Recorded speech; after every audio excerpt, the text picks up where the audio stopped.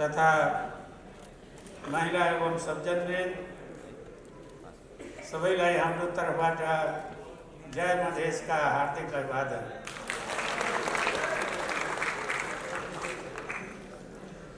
पत्रकार मित्रहरू, तपाईहरू फ्री थिंकर मतलब स्वतन्त्र चिन्तक हुनुहुन्छ। आफ्नो बोली कलमद्वारा जनतालाई सचेत गराउने, सूचित गराउने काम गरिरहनु भएको छ। तर यो काम धेरै कठिन छ। जसलाई राम्रो लाग्छ, मिठो लाग्छ, उनले धन्यवाद दिने, तर कुनै समाचार जसलाई घोच्छ त्यो आक्रमण पनि गर्छ। र यस्तो कठिनाई उठाएर पनि तपाईहरुले जनताको सेवा गरिरहनु भएको छ, त्यसको लागि चाहिँ धन्यवाद छ। अब हाम्रो मित्रहरूले धेरै कुरा गर्नु भएको छ। म छोटकरीमा मात्रै यहाँहरुसँग निवेदन गर्न चाहन्छु। सर्वप्रथम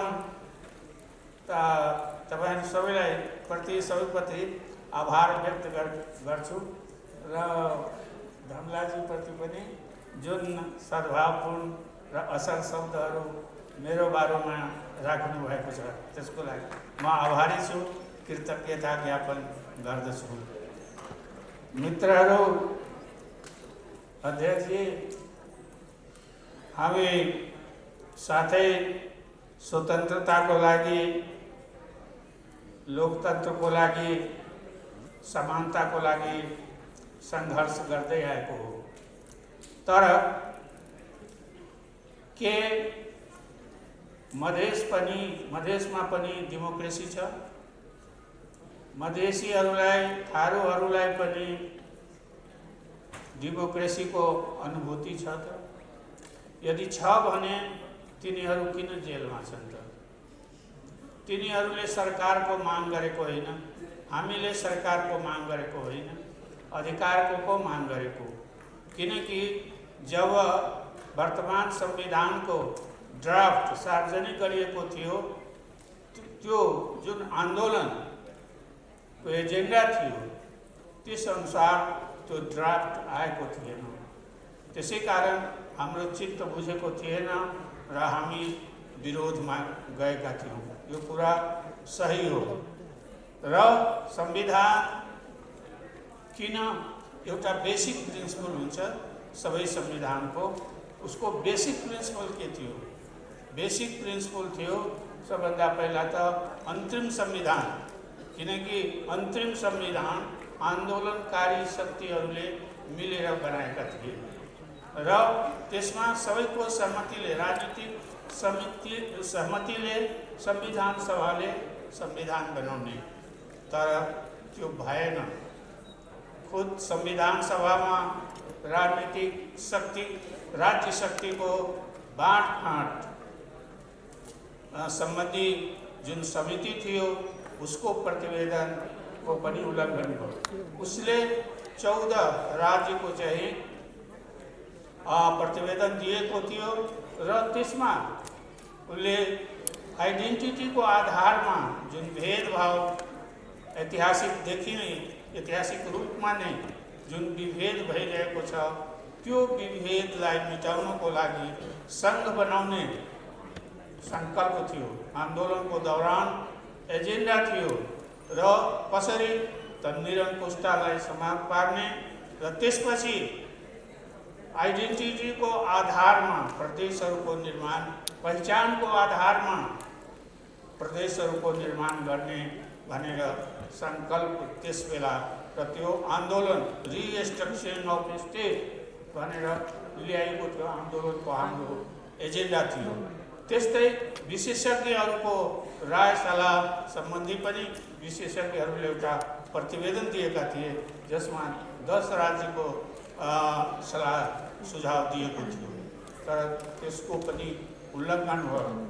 कुनै समितिले बनाएको, आयोगले जुन सुझाव दिएको र खुद अन्तरिम संविधानमा संशोधन गरेर राखेको थियो कि मधेस एक स्वायत्त प्रदेश बन्नेछ र अन्य जाति जातिको पनि स्वायत्त प्रदेश हुनेछ र ती स्वायत्त प्रदेशहरू अधिकार सम्पन्न हुनेछ र सबै निकायमा सबै विभागमा जहाँ यिनीहरू बहिर्गमनमा परेका छन् पीडितहरू सबैलाई चाहिँ समानुपातिक समावेशी मात्र समावेशी होइन समानुपातिक जनसङ्ख्याको आधारमा तर त्यो पनि चाहिँ भएको छैन। त्यसै कारण संविधान सम्बन्धी संशोधनको जुन कुरा हो त्यो हाम्रो कुरा मात्रै होइन, यो सबैको कुरा हो, सबै पीडितहरूको कुरा हो, किनकि उनीहरू अहिले पनि उपेक्षित छ। त्यस्तै नागरिकताको जहाँसम्म कुरा छ त्यो मधेस तरफ जहिले पनि औँला उठाइन्छ, तर त्यो मधेसको मात्र समस्या होइन, त्यो सम्पूर्ण देशको सबैको समस्या हो। अंगीकृत जन्मसिद्ध नागरिकको सन्तान किन वंशजको नाताले चाहिँ पाइरहेको छैन। म भर्खरै जलेश्वर गएको थिएँ आफ्नो क्षेत्रमा र त्यहाँ सिडिओ जीसँग चाहिँ भेटघाट भएको थियो। उहाँले नै पहिला भन्नुभयो कि धेरै युवाहरू चाहिँ आउँछन् नागरिकताको लागि र तपाईँ केही गर्नुहोस् माथि गएर र यिनीहरूलाई चाहिँ नागरिक बन्ने अधिकारबाट, किनकि यिनीहरूको शिक्षा प्रभावित छ, विदेशमा जाने उच्च शिक्षाको लागि त्यो रोजगारको लागि जाने त्यो प्रभावित भइरहेको छ। राज्यविहीन भएको हुनाले देशमा पनि यिनीहरूले कुनै किसिमको राज्यबाट पाउने सुविधा पाउँदैन। त्यसै कारण तपाईँहरू माथिबाट नै प्रयास गर्नुहोस्। त्यसैले नागरिकताको समस्या मात्र मधेसको समस्या होइन, यो सबैको देशको समस्या हो। र यी समस्या त्यस्तै भाषा र संस्कृतिको समस्या, हामी भन्छौँ कि हामी बहुभाषी बहुजातीय बहुसांस्कृतिक, तर के शासन प्रशासनमा त्यो रूप छ त, त्यो विभिन्नता देखिन्छ त। म धन्यवाद दिन चाहन्छु प्रधानमन्त्रीजीलाई। आज कुरा उठिरहेको छ कि जसपाको या मेरो प्रधानमन्त्रीसँग के लगन गाँठो भएको छ, तर प्रधानमन्त्रीजी यही हुनुहुन्छ। जुन दिनदेखि उहाँ प्रधानमन्त्रीजी हुनुभएको छ त्यसै दिनदेखि सरकारमा आउनुहोस्, तपाईँहरू सरकारमा आउनुहोस्। उहाँले कुनै आजको त्यो नौलो कुरा होइन र हाम्रो जवाब सुरुदेखि नै त्यही छ कि हामीहरूको मुद्दा छ, समस्या छ, त्यो समस्यातिर ध्यान दिनुहोस्। त्यो समस्यातिर, किनकि त्यो हामीहरूको समस्या मात्रै होइन, त्यो समग्र देशको समस्या छ, मधेसको मात्रै समस्या छैन।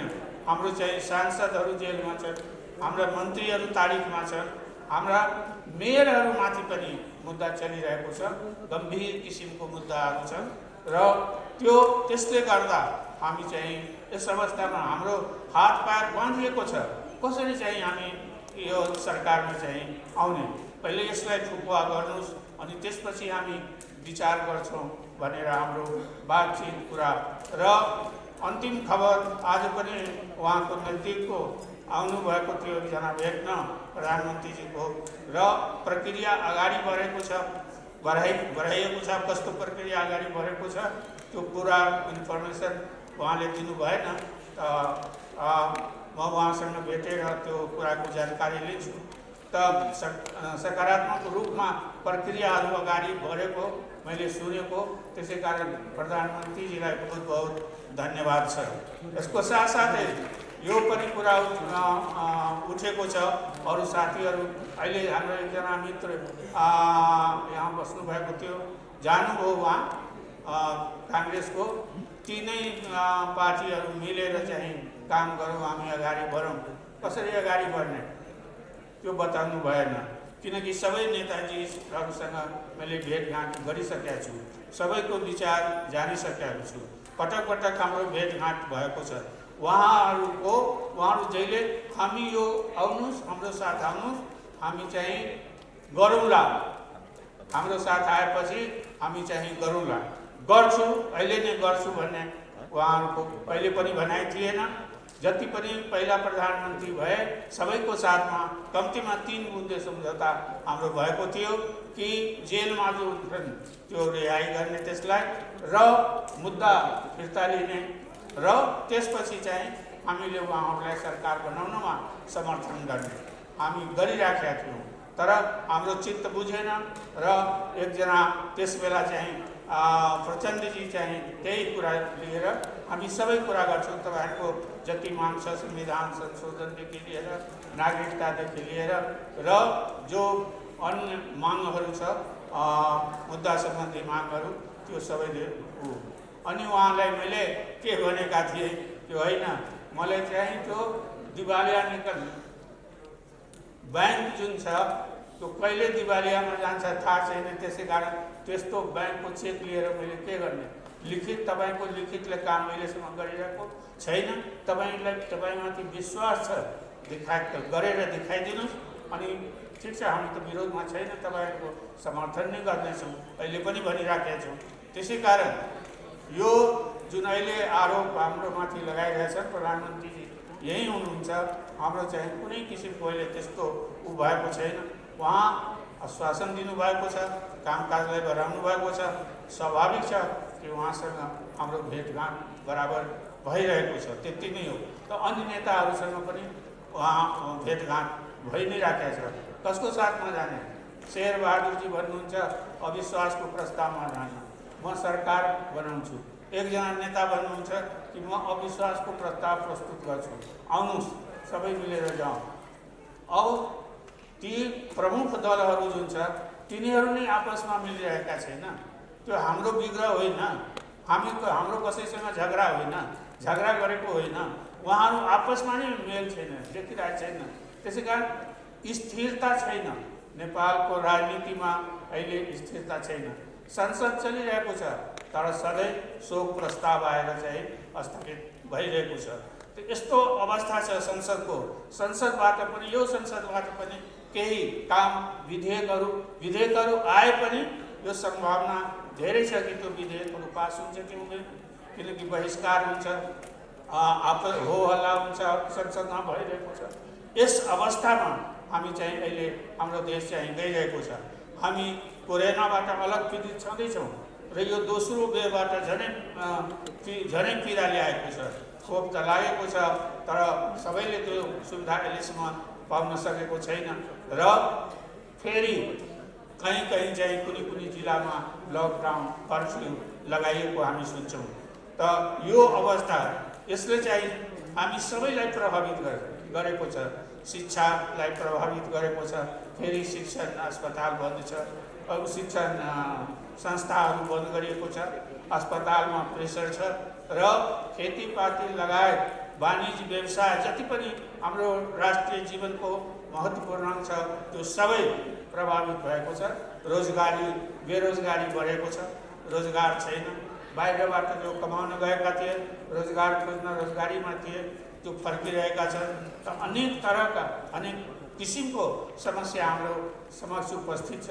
त्यसै कारण हामीले दुईटा कुराको आवश्यकता छ। अहिले पनि यति सम्झौता भएको छ तर तपाईँहरूलाई थाहा छ अहिले पनि गोली चलिरहेको छ। अस्ति भर्खरै जुलुसमाथि गोली चल्यो जनकपुरमा, बम फुट्यो सिराहामा। त राजनीतिक स्थिरता पनि छैन, कता जाने हो, के गर्ने हो, कसरी जाने हो, त्यो समस्या। संसदको पनि त्यही हाल छ, पुनर्स्थापित भएर पनि संसदमा चाहिँ काम भइरहेको छैन। यस्तो अवस्थामा चाहिँ हामी कता जाने हो? त हाम्रो त एउटै माग हो, एउटै रिक्वेस्ट हो। हामी सधैँ सबैसँग हामी गरिसकेका छौँ।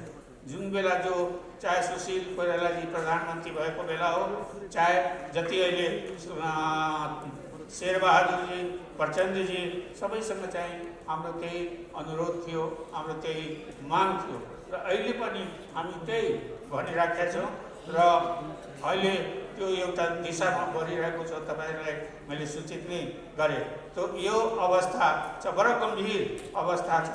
यो कोरोनाले गर्दा पनि र देशमा जुन अहिले पार्टीहरूको बिचमा जुन एउटा अविश्वासको वातावरण छ, डिस्ट्रस्ट छ, कसलाई विश्वास गर्ने, कुन बाटोमा जाने भनेर जुन अहिले चलिरहेको छ, त्यसले गर्दा पुरा काठमाडौँ मात्रै होइन, पुरा देश प्रदेशहरूमा पनि प्रदेश सरकारहरूको पनि त्यही हालत छ।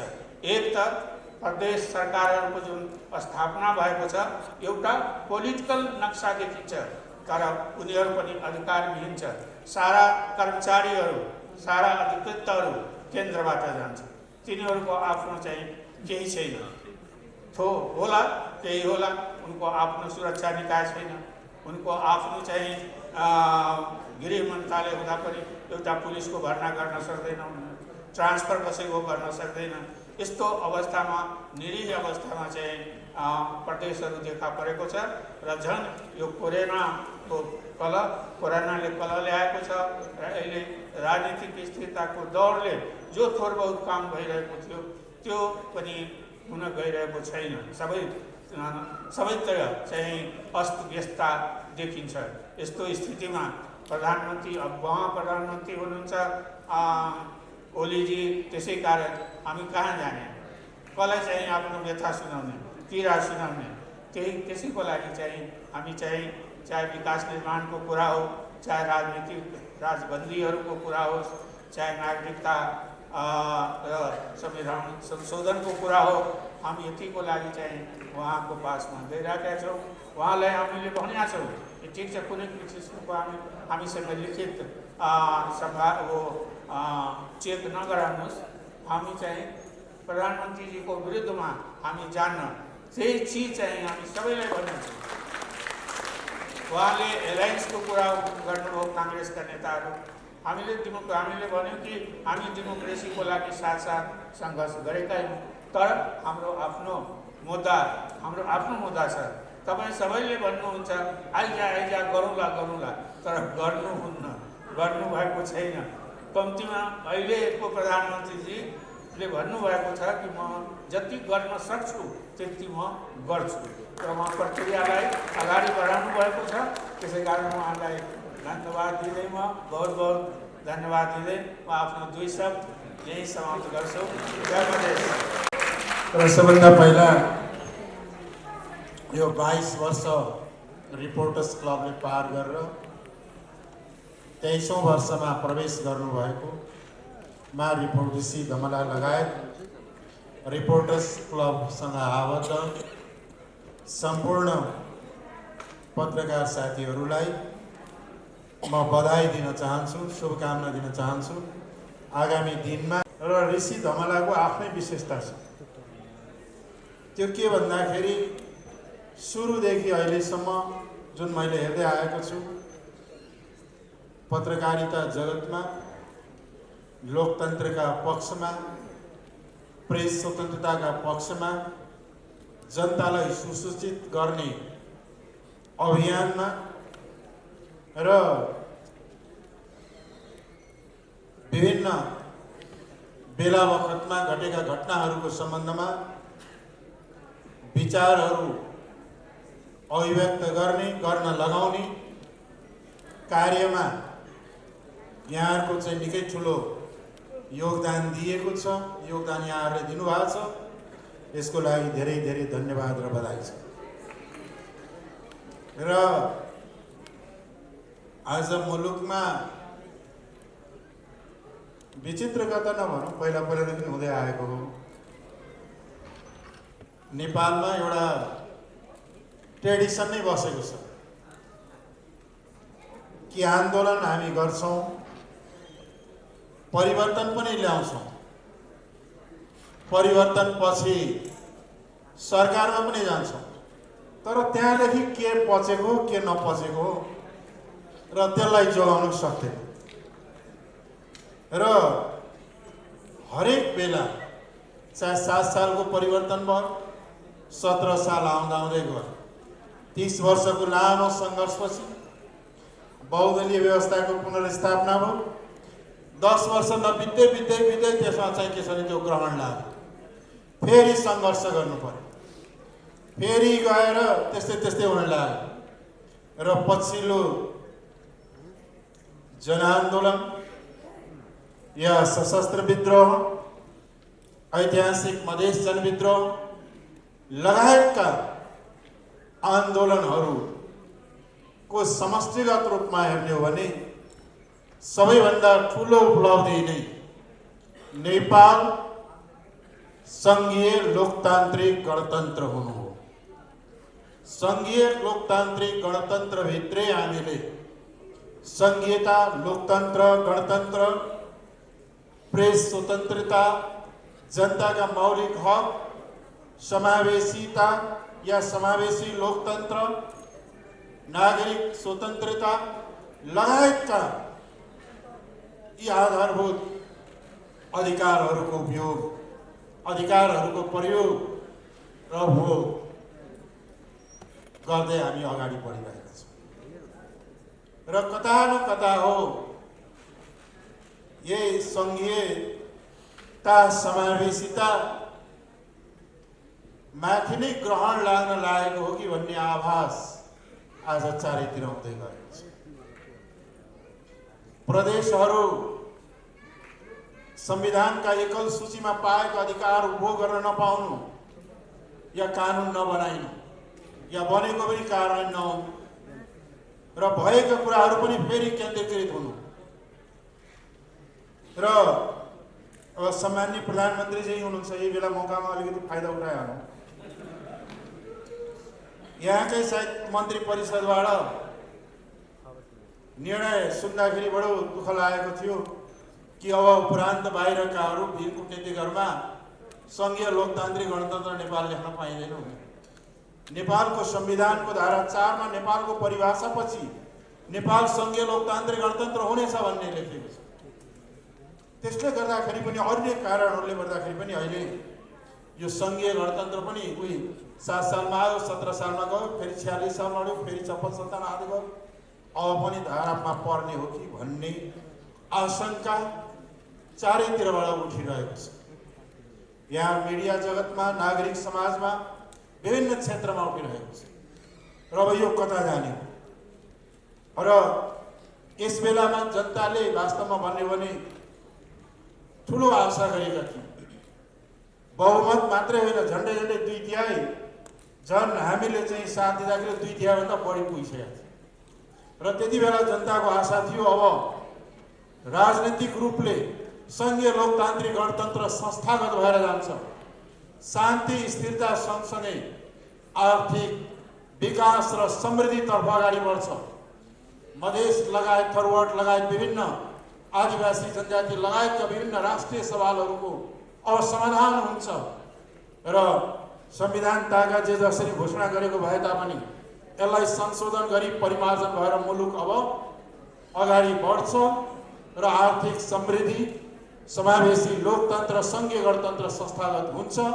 अब नेपालीले फेरि पनि चाहिँ के छ भन्दाखेरि धेरै ठुलो दुःख कष्ट गरिकन आन्दोलन चाहिँ क्रान्ति या सङ्घर्ष गर्ने नपर्ला कि भन्ने जस्तो एउटा आशा र अपेक्षा पुगेको थियो। तर बडा दुर्भाग्यको कुरा हो, अहिले आएर गाडी कता ठोकिएको छ, को कता ठोकिए, को कता लडेका छन्। कोही उहाँ ऋषिजीको उहाँले विमोचन हुँदै थियो पत्रिकामा, यसो हेरेर एउटा यतापट्टि एउटा यतापट्टि अर्को उतापट्टि भइरहेको छ। यहाँको पनि सङ्केत के हो, तथापि पनि चाहिँ के हो भने आज पनि वास्तवमा राष्ट्रिय एकताको आवश्यकता छ। आज सङ्घीय गणतन्त्रलाई संस्थागत गर्ने, नागरिक स्वतन्त्रतालाई रक्षा गर्ने, प्रेस स्वतन्त्रतालाई रक्षा गर्ने र राष्ट्रिय समस्याहरूको समाधान गर्ने का लागि यो मुलुकलाई शान्ति, स्थिरता र समृद्धितर्फ लैजानका लागि आज पनि के छ भन्दाखेरि राष्ट्रिय एकताकै जरुरत छ। जरुरत एकताको छ, तर हाम्रा प्रयासहरू, हाम्रा कार्यहरू अलिक फरक ढङ्गले अगाडि बढ्न लागेको हुनाले यसमा चिन्तित हुने अवश्य नै आएको छ। त्यस कारणले चाहिँ के छ भन्दाखेरि म यहाँ धेरै राजनीतिक कुराहरू गर्दिनँ, तर पनि चाहिँ के हो भन्दाखेरि हाम्रो एउटै हो कि सङ्घीय लोकतान्त्रिक गणतन्त्र, समावेशी लोकतन्त्र, प्रेस स्वतन्त्रता, मौलिक हक जस्ता महत्त्वपूर्ण उपलब्धिहरू जुन विगतमा सङ्घर्ष, त्याग, बलिदान र शहादत गरेर प्राप्त भएका छन्, यसलाई संस्थागत गर्दै, यसलाई अझ राजनीतिक रूपले संस्थागत रूपले संस्था गर्दै, इन्स्टिट्युसनलाइज गर्दै डेमोक्रेटिक सिस्टमलाई र चाहिँ के छ भन्दाखेरि स्टेटका अर्गनहरूलाई अझ चाहिँ के छ इन्स्टिट्युसनलाइज गर्दै अगाडि बढ्नका लागि रिपोर्टर्स क्लबले आउने दिनमा महत्त्वपूर्ण भूमिका, सञ्चार क्षेत्रले खेल्ने भूमिका खेलोस् र पत्रकारिता जगतमा अझ बढी स्वच्छता, अझ बढी खोज परख र अझ अझै सत्य तथ्यमा आधारित भएर अगाडि बढोस्, यही शुभकामनाका साथ आफ्नो छोटो मन्तव्य दिन्छु। हस्त, धन्यवाद।